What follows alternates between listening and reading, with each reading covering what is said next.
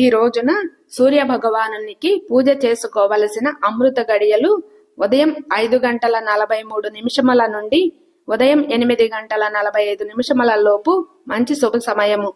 ఆ సమయంలో పూజ చేయటానికి వీలు పడని వారు ఉదయం 9:35 నుండి పగలు 11:15 లోపల శుభ సమయం ఉంది.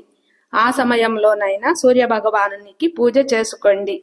ఒకవేళ రథసప్తమి రోజున మీకు ఏదైనా ఇబ్బందులు కలిగి సూర్య భగవానుడికి పూజ చెయ్యటము వీలు కాకపోతే కనుక మాఘమాసంలో వచ్చే మాఘ ఆదివారాలలో అంటే మాఘమాసంలో వచ్చే ఆదివారాలలో కూడా ఈ రథసప్తమి పూజను చేసుకొనవచ్చును. ఇలా రథసప్తమి రోజున కానీ మాఘ ఆదివారాలలో కానీ సూర్య భగవానునికి పూజ చెయ్యటము వలన ఆయురారోగ్యాలు కలిగి దీర్ఘకాలిక రోగాల నుండి కూడా ఉపశమనం కలుగుతుంది. అలాగే